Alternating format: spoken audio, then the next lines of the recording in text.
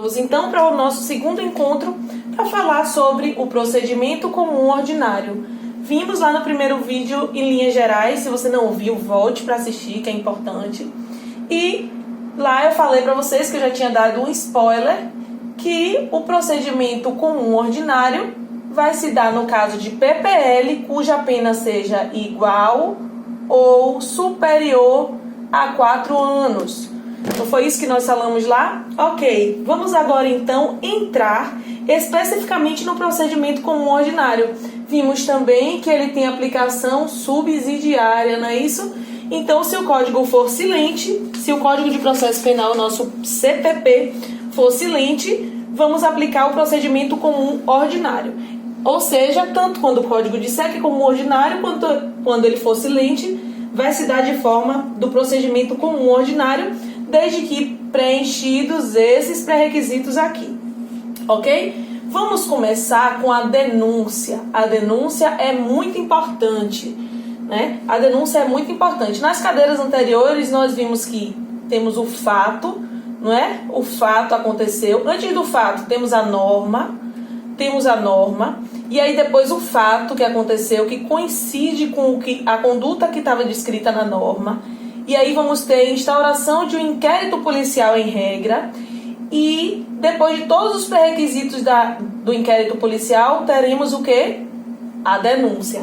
É essa denúncia que vai nos interessar aqui no procedimento comum ordinário. Mas tá falando muito de denúncia, mas qual o conceito então de denúncia? Muitos autores entendem a denúncia como uma peça acusatória inaugural. Inaugural é o quê? O que é uma inauguração? Quando nós somos chamados para a inauguração de uma loja ou de algum lugar, de algum estabelecimento, significa o quê? Que ele vai ser inaugurado, ele vai ser lançado. Vai ser a primeira vez que ele está posto ali para o público, né? É isso que significa peça acusatória inaugural. Ele vai inaugurar, mas o que? Uma loja não. Vai inaugurar a ação penal. Por isso é uma peça acusatória, porque quem é que vai entrar com essa denúncia? É a acusação, em regra o Ministério Público, não é assim? Inaugural. Vai inaugurar essa ação penal, é a peça que vai inaugurar. E além disso, é uma peça que vai pedir. É o primeiro pedido, de fato, ao juiz, não é? Nessa altura, nós não temos ainda réu no processo. Vamos entender como é que se dá a citação, provavelmente a partir do próximo vídeo. Aqui, só temos duas partes no processo, é uma relação assim, ó. O Ministério Público, em regra, e o juiz. A denúncia é o Ministério Público dizendo: juiz, aconteceu esse fato, eu quero pedir, então, a condenação por isso. São os pedidos inaugurais, né? Tem também autor que vai dizer que é um ato de postulação, de pedido, de requerimento. E quem é o titular dessa peça? Quem é o titular dessa ação postulatória? Olha, isso aqui é fácil, nós sabemos que é o Ministério Público. Então, temos como titular, depois de tanto rabisco, temos como titular da ação o MP, nosso querido Ministério Público. Ok? Dito isso, vamos então para os requisitos da denúncia. Significa o que os requisitos? Significa que para que a denúncia seja realizada e posteriormente recebida, vamos estudar também o recebimento, devem conter esses requisitos obrigatórios. Mas aqui também eu já adianto para vocês que a falta de um deles, dependendo de qual seja, não vai de pronto, de cara, gerar a inépcia, não é? Dessa denúncia. Deve ser um requisito essencial, um requisito obrigatório. Vamos lá. O primeiro requisito que temos para falar é o endereçamento.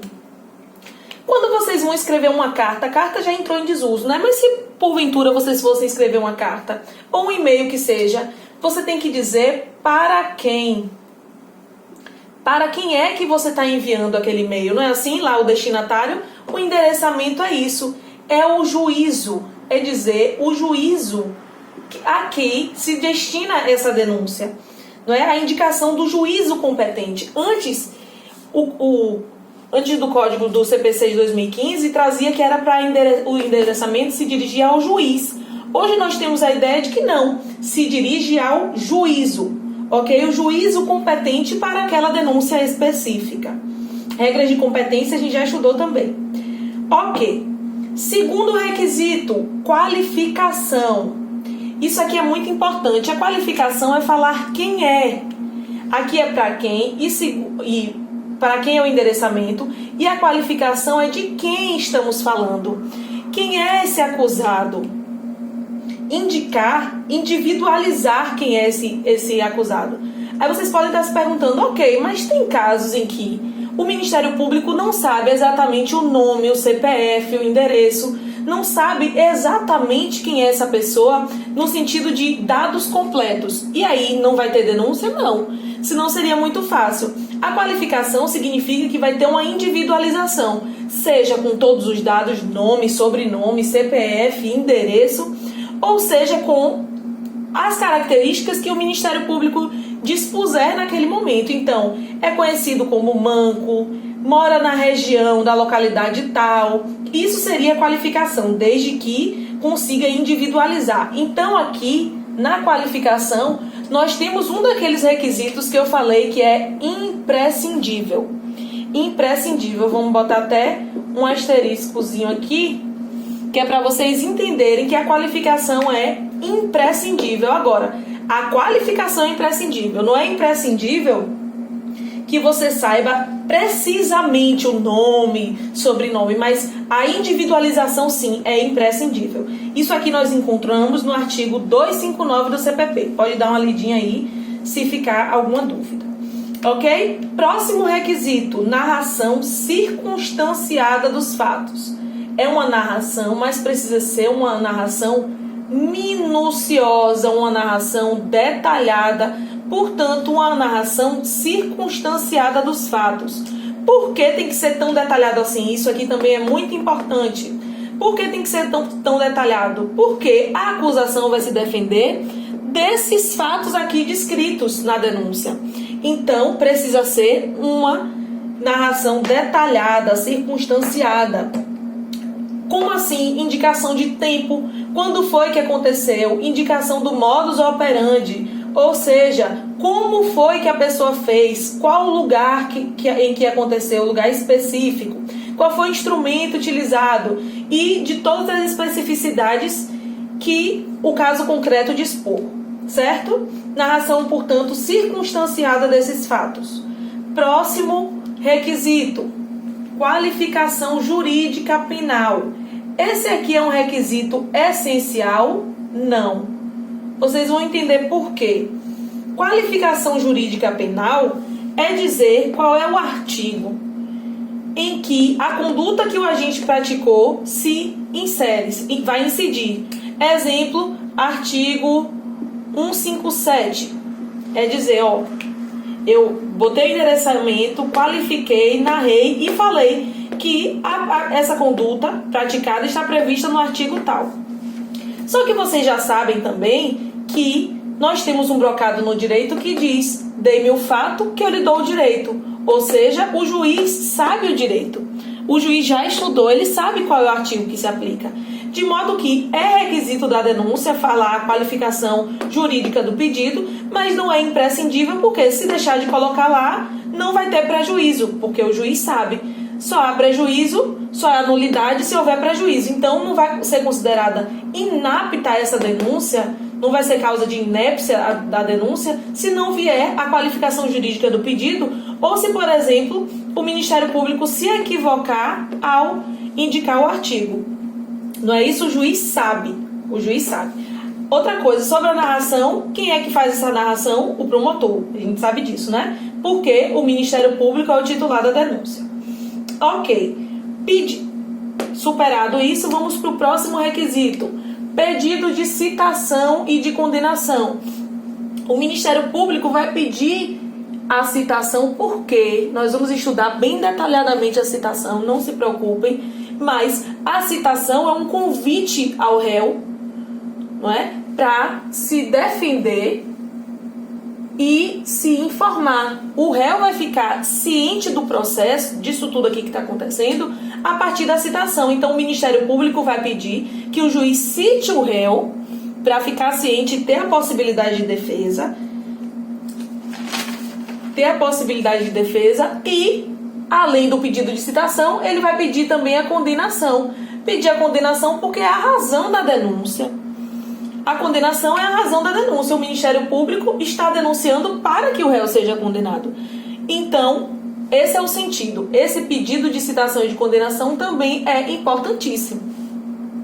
Além disso, o que é que eu vou ter também? Rol de testemunhas. Rol de testemunhas. Por que eu não coloquei aqui? Porque não é requisito? Não, é um requisito sim. Mas há hipóteses em que não vou ter testemunhas, ou também tem a possibilidade, no caderno de vocês é bom vocês colocarem o rol de testemunhas. Vou até inserir aqui. Ou também tem a possibilidade do Ministério Público não colocar um rol de testemunhas. E aí, a qualquer tempo, ele vai poder chegar lá e inserir? Não. Não é assim que acontece. Se ele não indicar o rol de testemunhas aqui na denúncia, se ele não indicar esse rol de testemunhas, depois ele vai ter que pedir, ele vai ter que fazer um requerimento ao juiz. E requerimento significa dizer que o juiz pode aceitar ou não. Se o juiz não aceitar, problema do Ministério Público, né? Ele tinha a possibilidade de colocar o rol de testemunhas na denúncia e não colocou. Ok? Ele pode, então, arrolar testemunhas posteriormente, mas vai ser deferido ou indeferido. Ok. Além disso, precisa ter data e assinatura. Isso aqui nem precisava estar nos requisitos, porque todo documento ele precisa ser datado e assinado, uma vez que data e assinatura garantem legitimidade, autenticidade ao documento, não é? É muito necessário. Uso do vernáculo, na verdade, é um requisito intrínseco que diz que a denúncia deve ser feita em língua portuguesa. Não é? Não vou colocar uma denúncia em inglês. E se porventura tiver constar alguma coisa que esteja em outra língua, é preciso... Isso ao longo do processo. Sobre isso que eu tenho para dizer é que, ao longo do processo, se eu trouxer alguma prova, algum documento que não esteja em língua portuguesa, ele precisa ser traduzido por tradutor oficial, juramentado, que vai ser indicado. Ok? Finalizamos os requisitos da denúncia. Já falei o artigo em que eles se encontram, não é? Que vocês podem ir lá e analisar um a um, passo a passo, mas aqui já foi dito o mais importante a respeito dos requisitos. Vamos entrar agora no prazo, que é muito tranquilo o prazo. Vocês já estudaram, tanto no processo penal quanto no processo civil, que prazo, como é que vai se dar a contagem do prazo. E na denúncia, o que é que eu tenho para dizer para vocês? Se o réu estiver preso, o prazo para o Ministério Público instaurar essa denúncia é de 5 dias. Então, o que vocês têm que analisar do prazo é o réu estar preso ou solto. Ok, se o réu estiver preso, o Ministério Público vai ter 5 dias para ingressar com a denúncia. E se o réu estiver solto, se o réu estiver solto, o Ministério Público então vai ter 15 dias para fazer essa denúncia. Ok, e como é que eu vou contar esse prazo? Se o réu estiver preso, o prazo vai ser um prazo penal. Vocês se lembram que o prazo penal inclui o primeiro dia do prazo e inclui o último. Eu incluo os 2 dias. Começou a contar o prazo aqui, eu incluo. Começou a contar, acabou o prazo aqui, eu incluo o primeiro e o último dia. E o prazo processual, como é o prazo processual? É aquele que se exclui o primeiro dia, que é chamado dia do susto. Ai, meu Deus, recebi. Dia do susto. E inclui o último dia. Exclui o primeiro dia e inclui o último dia. E o prazo processual, que é esse aqui, que exclui o primeiro e inclui o último, vai ser utilizado se o réu estiver solto. Então, réu solto, 15 dias, prazo processual. Réu preso, 5 dias, prazo penal. Ok? Pronto. E a partir de quando é que começa a contar esse prazo? A partir de quando o Ministério Público recebe o inquérito policial. Como é esse recebimento? A partir de quando a Secretaria do Ministério Público recebeu o inquérito policial, já começou a contar. Então, o réu está preso, o inquérito policial chegou ao Ministério Público, 5 dias depois, venceu o prazo, se tornou prazo intempestivo. Se o réu estiver solto, 15 dias é o prazo que o Ministério Público vai ter. Ok?